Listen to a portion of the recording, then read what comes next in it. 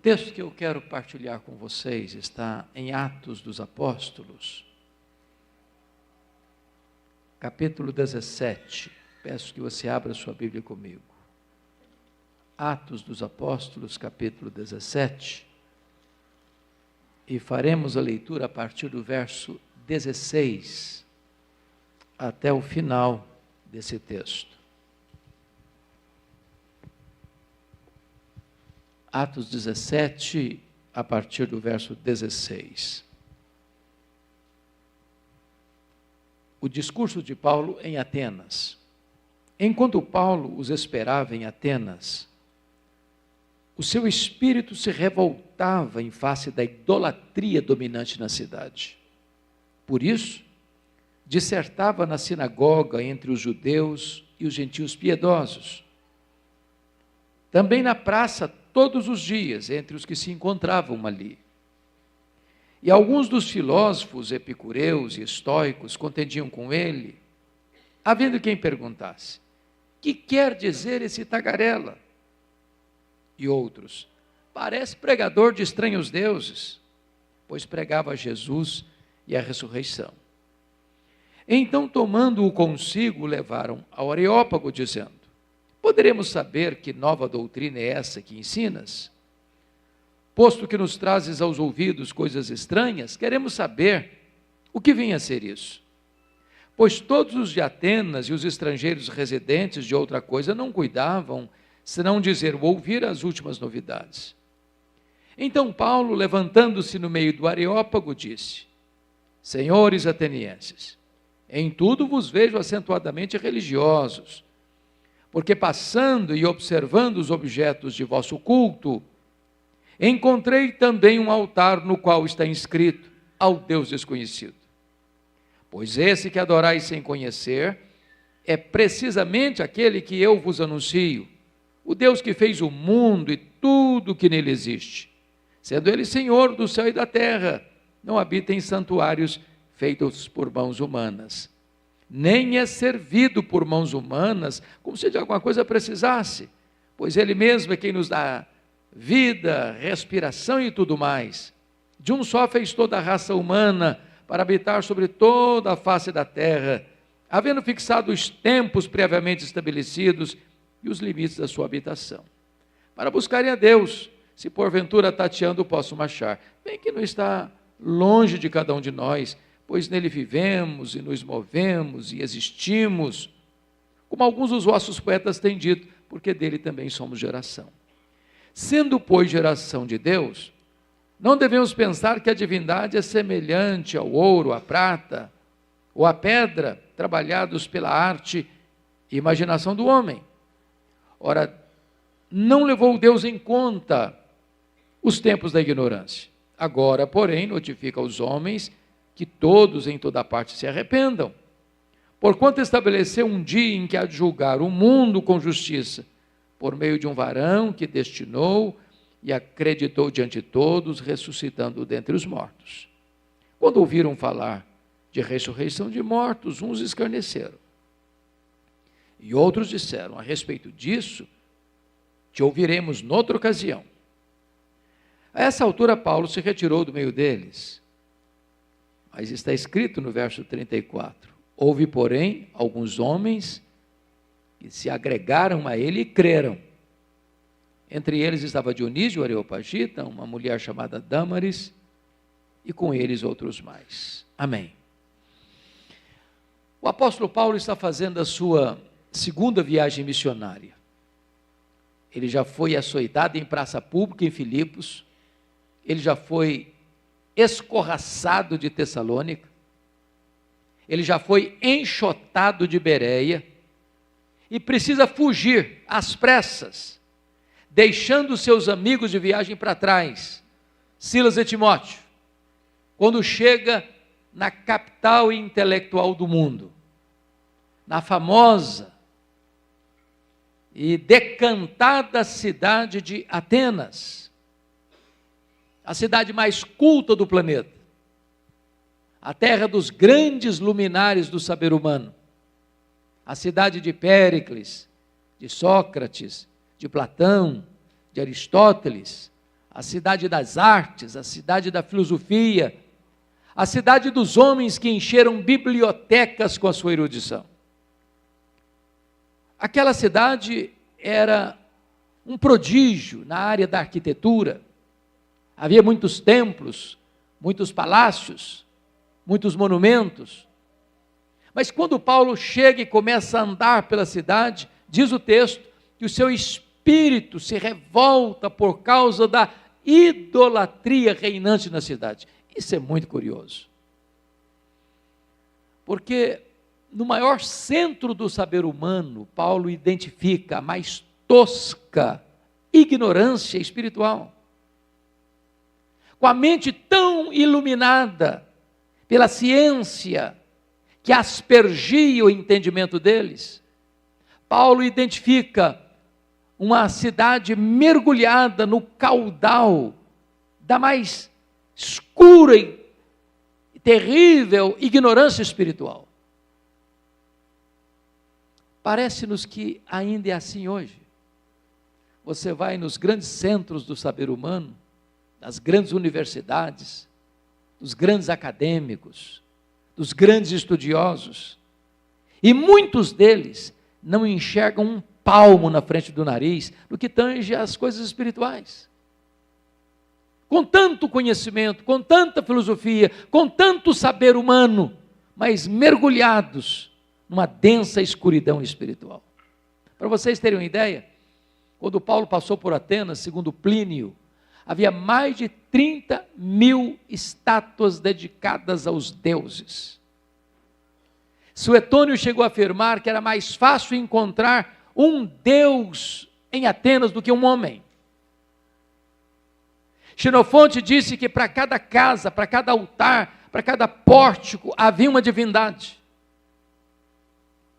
Isso levou Diógenes a satirizar com Atenas, saindo em pleno meio-dia, sol a pino, com a lanterna acesa, procurando atentamente alguma coisa. E quando alguém perguntou: Diógenes, o que você procura? Ele respondeu: eu procuro um homem, porque nessa terra só tem deuses. Bom, o Espírito de Paulo está revoltado com isso. Mas ele não apenas sente algo estranho, não. Ele faz algo em virtude disso. Porque somos informados aí que então ele foi para a sinagoga. E ele ali dissertava, e ele ali discutia com os judeus e com os gentios piedosos, ou seja, com aqueles que não eram judeus de raça, mas haviam se convertido ao judaísmo. E por que Paulo fazia isso em todas as suas viagens? Porque a sinagoga já era uma ponte para a evangelização.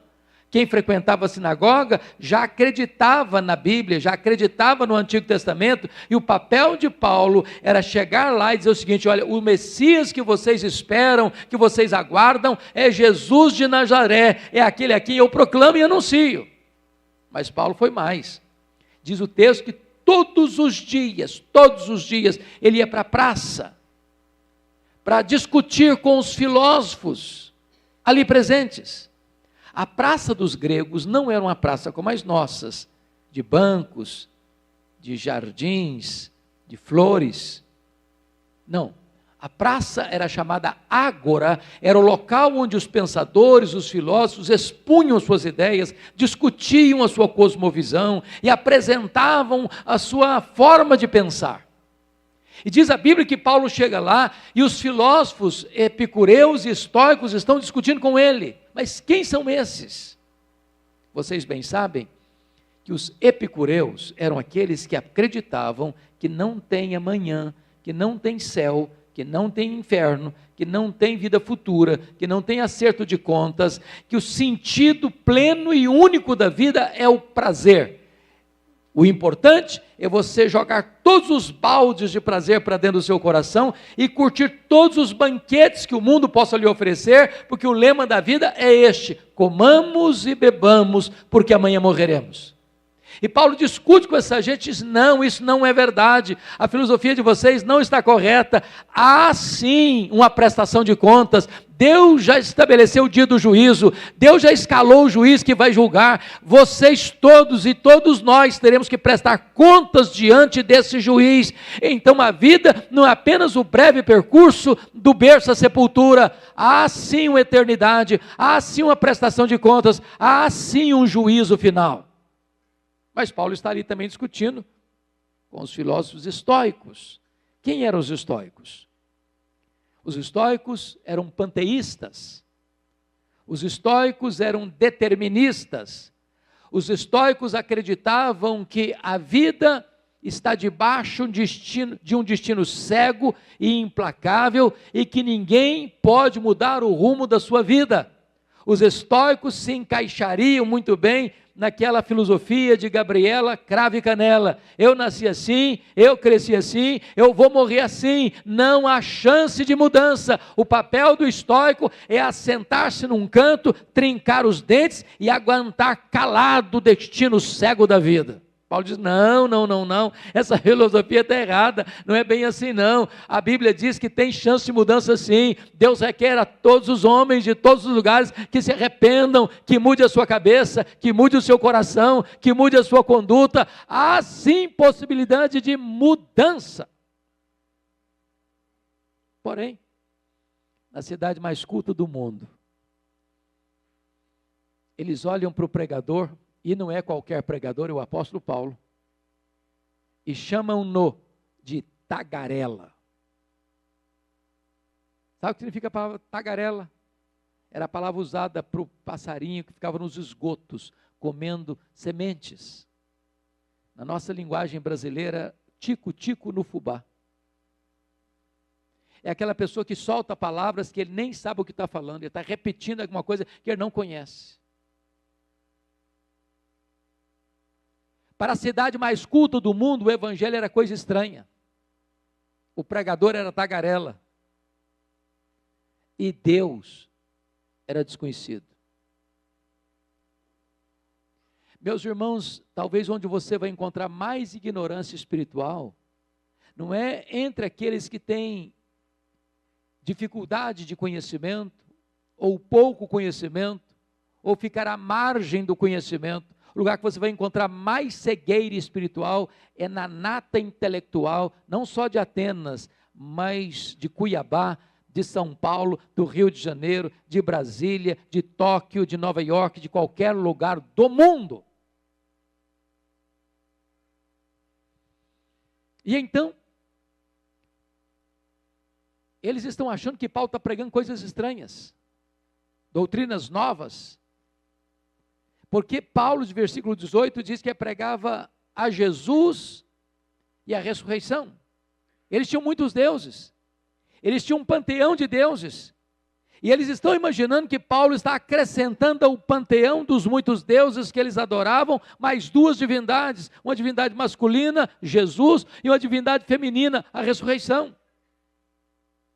E então aproveitam para levar Paulo para o Areópago. O Areópago não era apenas uma elevação rochosa em Atenas, mas era uma espécie de tribunal dos gregos, onde qualquer ideia que era exposta na ágora, na praça, precisava passar por uma peneira, precisava passar por uma aferição daquele tribunal. E então levam Paulo ao Areópago, porque diz o texto que a cidade de Atenas está em polvorosa, ninguém fala outra coisa, ninguém comenta mais nada, a não ser das últimas novidades que Paulo pregava. E eu fico envergonhado quando eu leio isso. Atenas era uma grande cidade.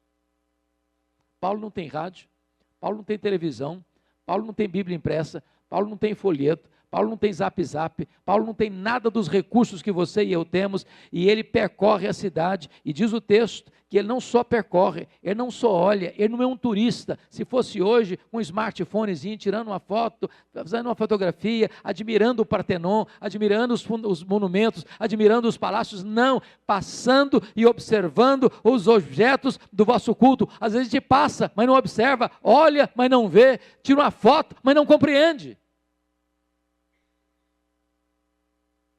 E então levam Paulo ao Areópago, porque querem saber O que significa isso, essas últimas novidades que você está pregando?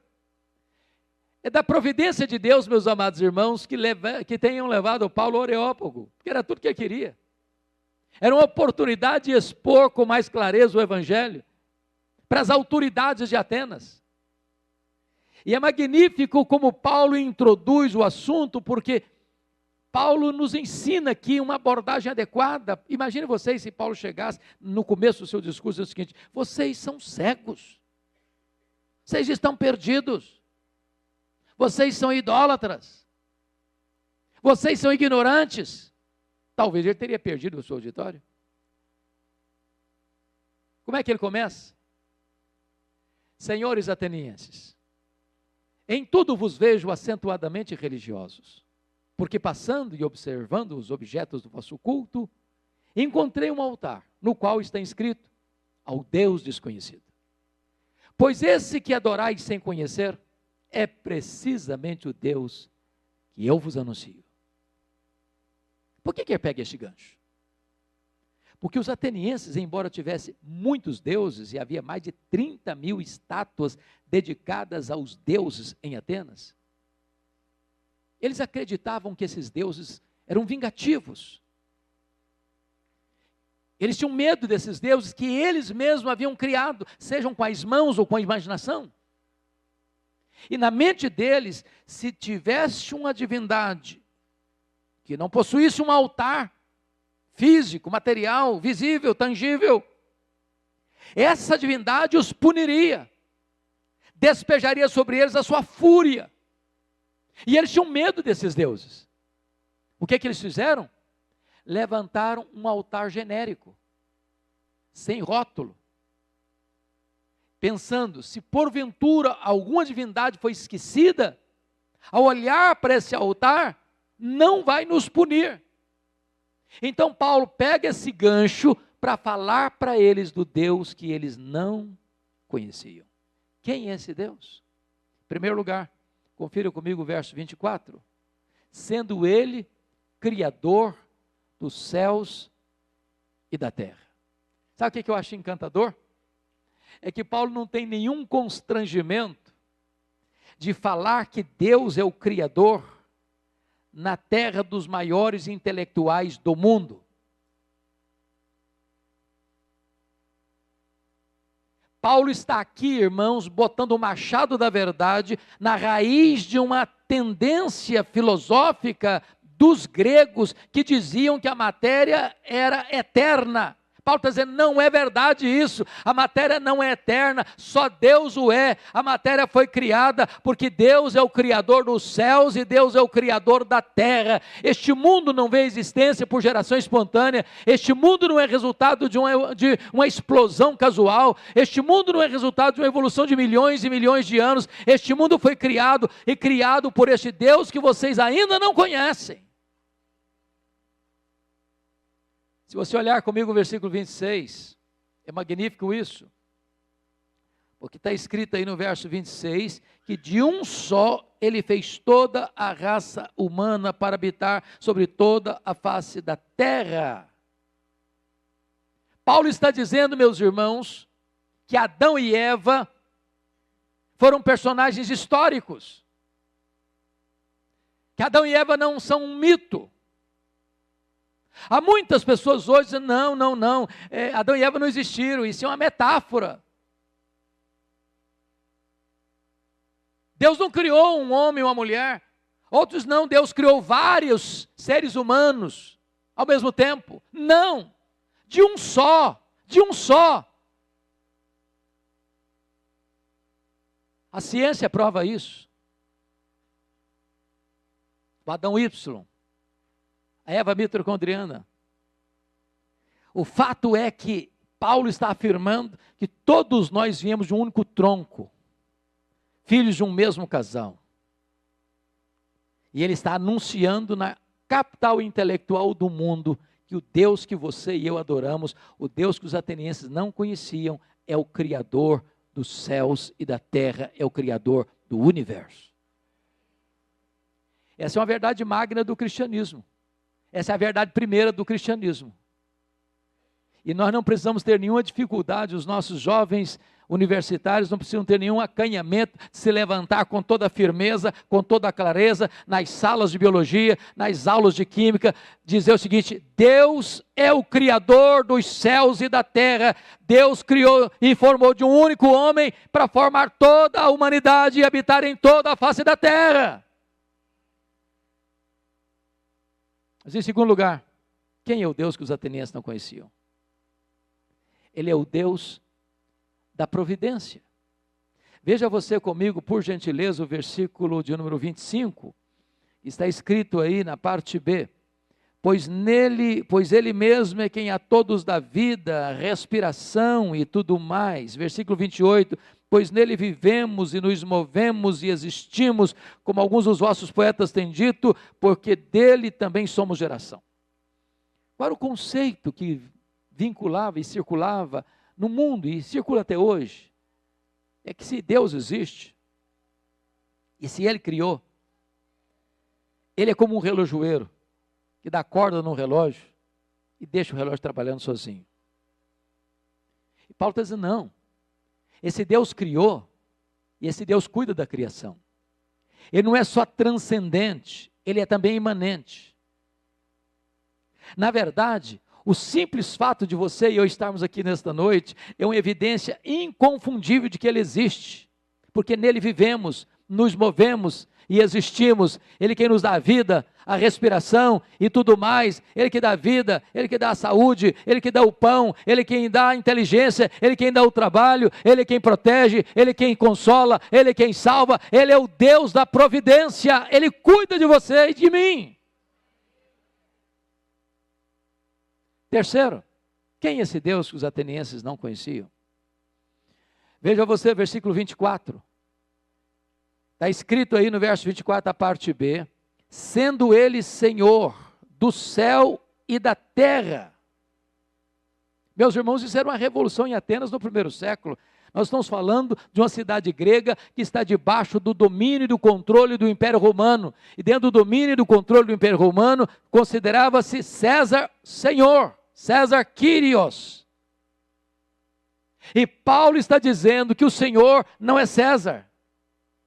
Há um único Senhor, que é o Rei dos Reis, que é o Senhor dos Senhores, que está assentado no trono, que dirige a história, que tem controle do universo, que tem as rédeas nas mãos, que levanta reinos, que abate reinos, que levanta reis, que faz reis apiar do poder. Ele é o Senhor, ninguém ameaça-o, ninguém o derruba do trono, ninguém o coloca contra a parede. Ele é o absoluto Senhor, é Ele quem dirige a história, é Ele quem dirige a nossa vida. O nosso destino não depende de homens, o nosso destino não está nas mãos dos homens de Brasília, dos homens das organizações internacionais. O nosso destino está nas mãos do Rei da Glória, e Ele é o Senhor dos senhores. Ele tem o controle de todas as coisas. Quarto lugar, quem é o Deus que os atenienses não conheciam? É o Deus que não pode ser contido num templo, não pode ser servido por mãos humanas. E conforme o versículo 29, Ele não é Deus de ouro, Ele não é Deus de prata, Ele não é Deus de pedra, Ele é Deus de espírito, e importa que os seus adoradores o adorem em espírito e em verdade.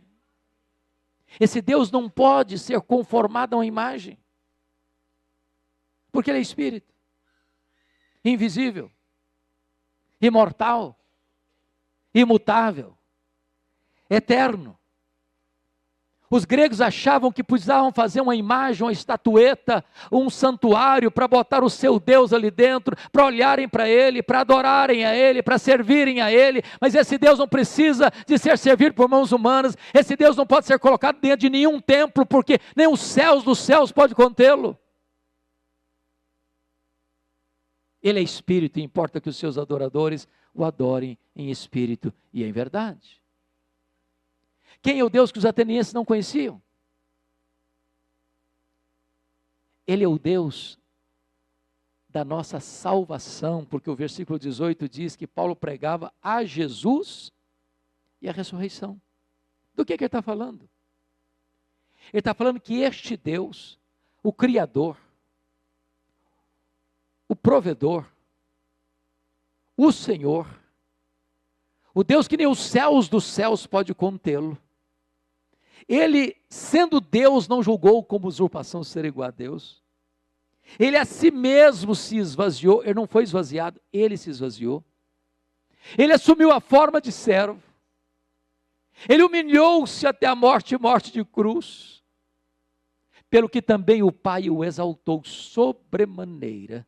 E lhe deu um nome que está acima de todo nome, para que ao nome de Jesus se dobre todo o joelho, nos céus, na terra e debaixo da terra, e toda língua confesse que Jesus Cristo é Senhor, para a glória de Deus Pai. O que Paulo está dizendo, que não há muitos salvadores, que não há muitos mediadores, que só há um nome dado entre os homens pelo qual importa que sejamos salvos, é o nome de Jesus. Ele é a porta para Deus, Ele é o caminho para o céu, Ele é o único mediador entre Deus e os homens, só nele há salvação. Ele é o Deus Salvador. Quem é o Deus que os atenienses não conheciam? É o Deus que dá oportunidade a todos os homens a uma grande e profunda transformação. Porque o verso de número 30 está escrito: ele requer que todos os homens, em todos os lugares, se arrependam. E talvez alguém possa perguntar, mas arrepender-se de quê?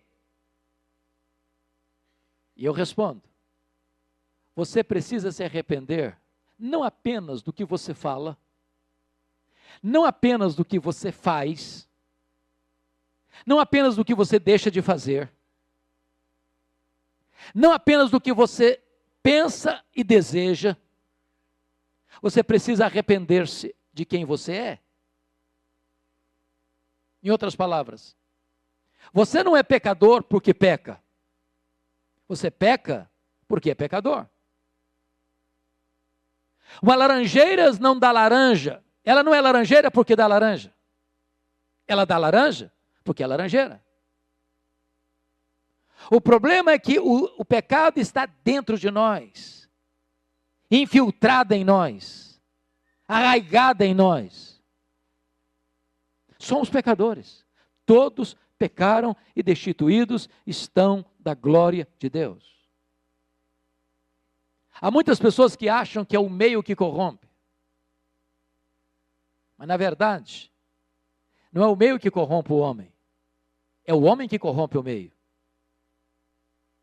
Porque o pecado não é como pensava e proclamava Sigmund Freud, os problemas do homem são halógenos, os problemas do homem estão fora dele. Não, os problemas do homem estão dentro dele, são autógenos.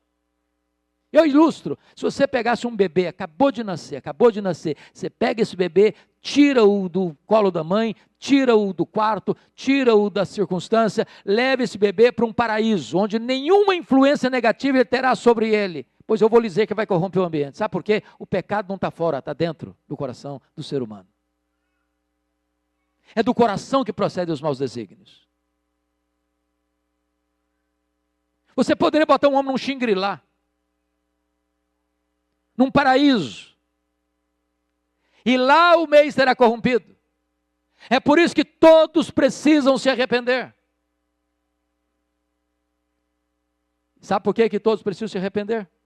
O versículo 31 responde: porque esse Deus que os atenienses não conheciam é também o Deus do juízo, que vai requerer que todos os homens, em todos os lugares, em todos os tempos, venham ao seu tribunal para serem julgados. Os tribunais da terra, por mais egrégios que sejam, são corrompíveis e são corrompidos. Nos tribunais da terra, homens inocentes saem como culpados, homens culpados saem como inocentes. Nos tribunais da terra, juízes são comprados, testemunhas são subornadas e a justiça fica com a cara no chão de vergonha. Mas quem pode corromper o reto juiz? Quem pode suborná-lo? Diz o texto que ele vai julgar com justiça. E quais serão os quesitos? Naquele grande dia do juízo, a Bíblia diz que nós vamos dar conta no dia do juízo por todas as palavras frívolas que proferimos. Você se lembra de todas? Claro que não. Mas está nos anais do tribunal de Deus. Só um checklist rápido. Já falou mal dos outros alguma vez? Já contou uma piada imoral que não deveria ter contado, mas contou? Já xingou alguma vez, palavrão? Já mentiu alguma vez? Ou exagerou no que está contando?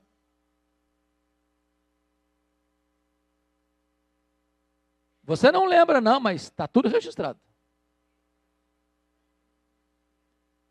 E eu quero dizer para você que nesse quesito do julgamento, todos sairão como culpados. A Bíblia diz que nesse grande dia do juízo, lá estarão grandes e pequenos, ateus e religiosos, e vão prestar contas das suas obras. Aquilo que você fez, seu pai não viu, sua mãe não viu, seu marido não viu, sua mulher não viu, seus filhos não viram, seus vizinhos não viram, seus parentes não viram, sua igreja não viu, você fechou a porta, apagou a luz, Deus estava lá. Nesse quesito, todos culpados. Mas a Bíblia diz que nós vamos dar contas nos dias do juízo pelas nossas omissões. Se você sabe que deve fazer o bem e não faz, nisso você está pecando. A Bíblia diz que se você guardar toda a lei de Deus e tropeçar num único ponto, você é culpado da lei inteira. Em outras palavras, você pode estar dentro da sua casa, não falando mal de ninguém, não fazendo mal para ninguém e cometendo um pecado de omissão. Pois bem, nesse quesito, todos culpados. Mas a Bíblia diz que Deus vai julgar naquele dia o segredo do coração dos homens. O único tribunal, meus irmãos, que tem competência para julgar foro íntimo é o tribunal de Deus. E o apóstolo Paulo entendeu isso quando ele está examinando Romanos capítulo 7, e vai perceber que ele só chegou à conclusão de que de fato ele era pecador por causa do 10º mandamento da lei de Deus. E qual a diferença entre os 9 primeiros mandamentos do 10º? Os 9 primeiros mandamentos são mandamentos objetivos que qualquer pessoa pode atestar e verificar. O 10º não, só Deus pode perscrutar. É subjetivo. Porém, o tribunal de Deus tem competência para julgar foro íntimo. Não precisávamos ir longe. Se Deus resolvesse botar nessa parede aqui o que você e eu pensamos só esta semana, já seria suficiente para botar-nos a todos de cara no chão de vergonha.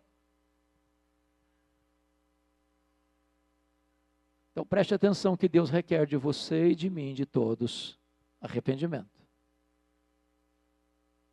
Porque o dia do juízo já está estabelecido, o juiz já está escalado e o critério é justiça. Quando Paulo termina esse sermão em Atenas, diz o texto que o seu auditório se divide em 3 reações diferentes. Versículo 32 diz que quando alguns escutaram sobre ressurreição, escarneceram, zombaram. E por quê? Por uma razão muito simples. Os gregos tinham como pilar do seu pensamento o chamado dualismo. E o que é isso? Os gregos acreditavam que a matéria que você pega, que você vê, que você apalpa, que a matéria era essencialmente má.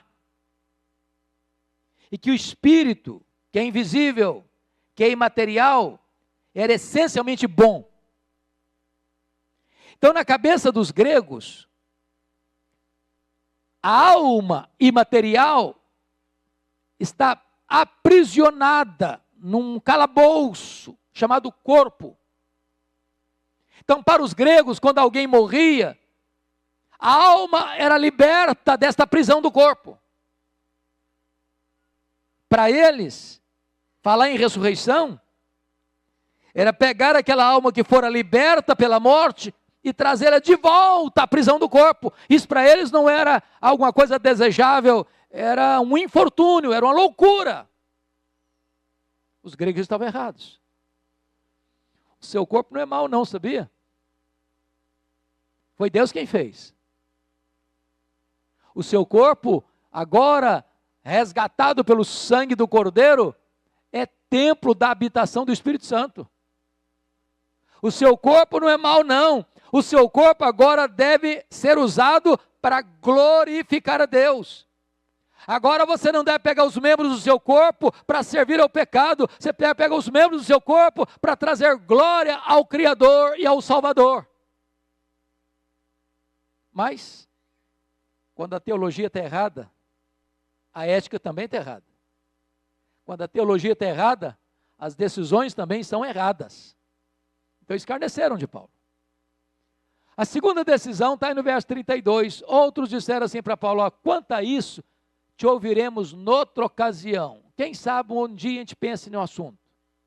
Aqui está a pior decisão possível, é adiar a mais importante decisão da vida. É deixar para depois, é deixar para amanhã. Só que nem você, nem eu administramos o amanhã.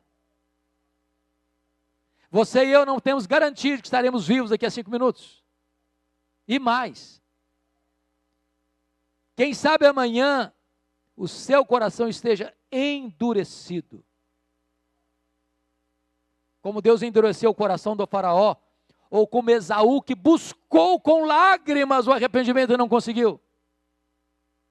É por isso que a Bíblia diz: se hoje você ouvir a voz de Deus, não endureça o seu coração, porque amanhã pode ser tarde demais. Eu vou lhe dizer algo: hoje Jesus é o seu advogado, amanhã, certamente, Ele será o seu juiz. Mas louvado seja Deus. O verso 34 nos apresenta a terceira decisão. Alguns se agregaram a Paulo e creram. Louvado seja o Senhor. Onde a palavra de Deus é proclamada, Deus mesmo concede o arrependimento para a vida e Deus mesmo concede a fé salvadora. E a minha expectativa e a minha oração é que nesta noite, e as pessoas que nos acompanham pelas mídias sociais, ao ouvirem o Evangelho, possam se render a Cristo e crer nele como seu Salvador pessoal. Porque não há melhor oferta, não há maior oferta do que a oferta da salvação em Cristo Jesus, nosso Senhor. Hoje é o dia de salvação. Hoje o banquete da graça é oferecido a você. Hoje os portais da graça estão abertos para você. Hoje o Pai espera você. E hoje Jesus oferece a você que está com sede a água da vida, oferece a você que está com fome o pão da vida, oferece a você que está escravizado pelo pecado a verdadeira libertação. Hoje você pode sair daqui, deste lugar, como filho de Deus, como filha de Deus, como herdeiro de Deus, como herdeira de Deus. Você pode sair daqui com a alegria de ter o Espírito Santo selando o seu coração e o seu nome escrito no livro da vida. Eu vou orar com vocês, feche os seus olhos, por gentileza, por um momento.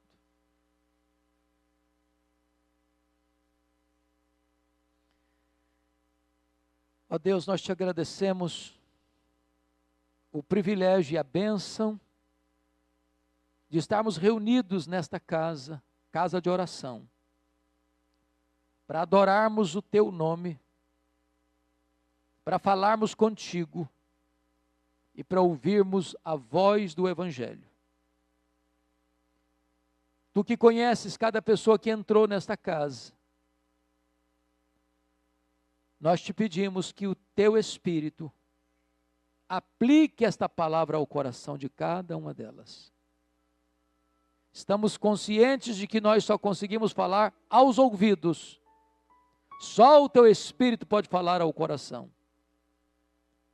Então, Deus, tira o tampão dos ouvidos, tira a venda dos olhos, tira o coração de pedra e dê um coração de carne.